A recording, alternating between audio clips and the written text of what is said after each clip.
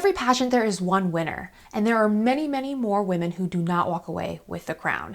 If you're wondering why you're not winning, keep watching because these videos contain the most common reasons why.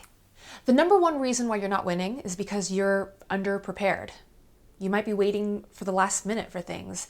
It is human nature. I procrastinate a lot myself, but when it comes to a pageant where there's time, energy, and money on the line, you want to make sure that you are taking your strategy very seriously.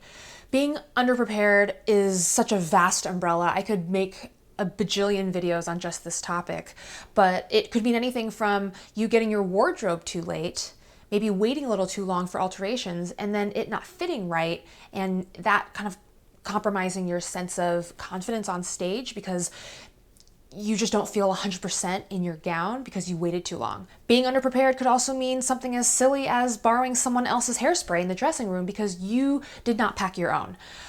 All of these different elements seep in to your mindset on the day of the competition and can sabotage you. One thing that I like to do when I compete is to create a strategy that enlisted the help of other people. You can think about it like being a politician.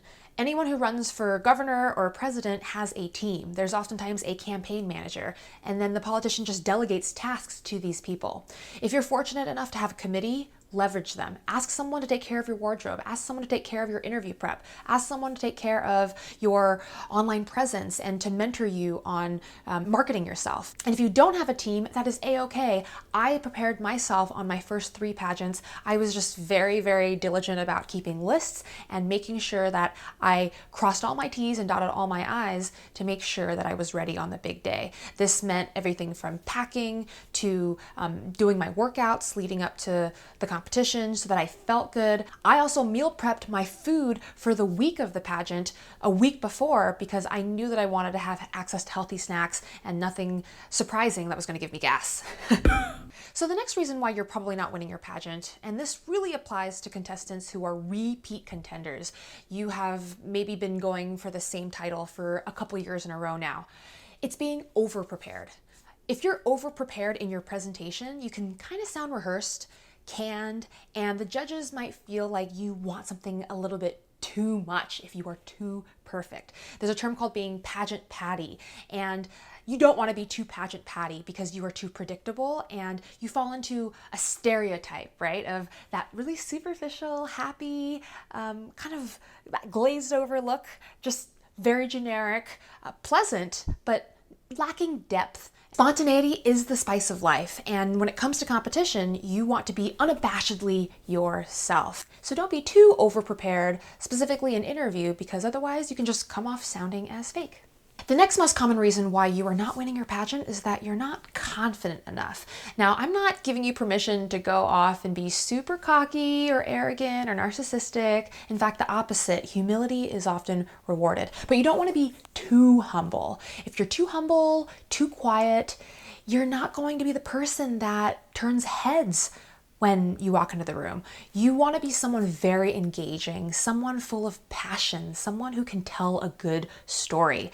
Now, judges are looking for you to be highly marketable and highly articulate. You are going to be a public persona. So you have to have that confidence to really carry you. Now, confidence is super important. And ladies, if you don't feel confident, you just have to fake it till you make it. You have to pretend that you're confident enough. No one can tell what you're thinking on the inside. So even if you're terrified, just ignore it. Don't let it show on the outside. Confidence really comes across in your interpersonal skills. Whenever you're in your interview, you have to own whatever you're saying, even if you don't. And this is very controversial. I'm about to tell you something that a lot of pageant coaches will disagree with, but if you're answering a question and you're starting to realize that you don't quite believe what you're saying, as long as it's not too inauthentic, just keep on rowing and just keep saying it and finish it and stick the landing. Another reason why you're not winning your pageant is that your onstage presentation and how you carry yourself physically in your walk is too weak. If you don't have a good walk, that could really affect your scores.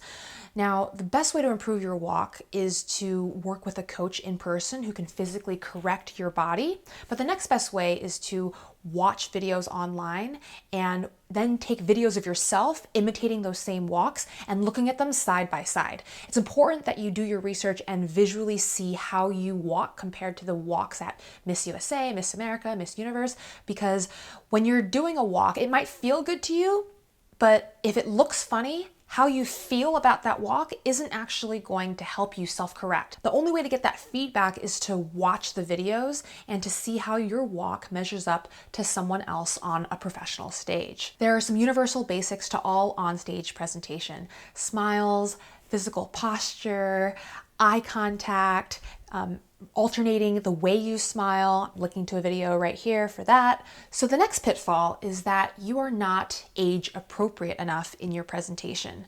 Now, this happens oftentimes with teens. If you're wearing an evening gown that is too Miss, maybe the plunging V, there's a high slit in the leg, perhaps you're bearing your midriff in an evening gown. It depends on the organization and the pageant you're in. Standards will differ across different systems and different brands, but if you're not age appropriate enough, some judges can immediately write you off, especially if the judges are a little bit more conservative and they believe that teens should be maybe covering themselves up more. On the flip side, judges also can ding you if you're a Miss contestant and you're wearing something that is too teen or too bopper, a little bit too young.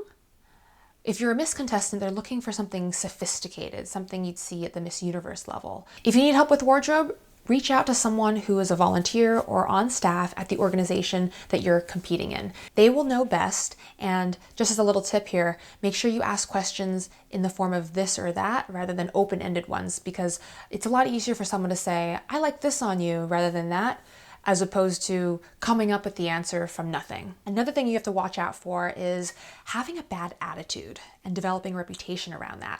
This specifically applies to contestants who are coming back having competed in previous years.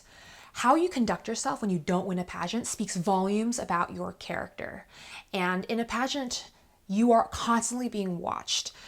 If you don't clap for the winner, if you are having a sour face, if you throw a tantrum, God forbid, all of these things really get talked about. And if you want to come back and win in future years, just remember how you conduct yourself when you didn't win and when things are tough. That will always be remembered. Having a bad attitude doesn't just affect you, it also affects the energy of the people around you as well. When you're out gunning for a title, just remember you are applying for a position to be a leader. So if you have a reputation for lowering the energy or the morale of the people around you, that's not going to bode well for you when you compete again. So the final reason for why you're not winning your pageant is a very common one. Now I'm going to give you a heads up. This is a little bit of a hard pill to swallow for many of you because you've been competing in pageants and just not winning. Unfortunately, it is statistically impossible for all of you to win. Many of you will go on to compete several more times and just never walk away with the title. And that is absolutely okay because you are magnificent and marvelous just for putting yourself out there, doing something that so many other people couldn't even dream of because they don't have the means or the confidence to put themselves out there. Anyway, back on track. The reason why you're not winning is because you don't have the look. You don't have the face for it. You don't have the hair for it. You don't have the clothes for it. When it comes to things like your face and your body type, we are born with the body types we have. A thinner person is going to have a much easier time getting into swimsuit shape than someone whose bodies are bigger genetically. But when it comes to things you can change, this is where it gets interesting. Wardrobe, shoes, makeup, hair, headshots, all of these things can be massively improved with the right advice. You can find a coach, you can find a stylist, and if you don't have means to hire a coach or a stylist, like me, I was never able to hire a coach when I competed. I instead leveraged the help of volunteers who were very passionate about the program.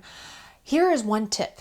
When you go out asking for help, make sure that you enlist the help of someone who really knows your organization. Even better if it's a she and she competed, because she really will know what you're going through. How you ask for help also matters. Instead of just typing an email and saying, "Can you help me?" That's just too vague and too general. People don't really have time for that, especially if they're volunteering their time to help you. You want to be very specific and very prescriptive with the type of help you're asking for. For instance, should I wear these shoes or this shoe for this area of competition? Should I wear this evening gown or this evening gown? And by the way, any photo of you in the evening gown is going to be so much better. Make sure your hair and your makeup are done too, so that the overall look is there. Having the right look is super important because you have to be marketable in order to win your pageant. The judges are looking for someone who is going to carry and push that organization to newer heights, to improve, to engage other contestants, to bring on sponsors. So the look really has to match the organization's brand. If this video on why you're not winning your pageant was helpful to you, please give it a like, subscribe for future videos, and leave a comment so I can say hi. See you next time. Bye.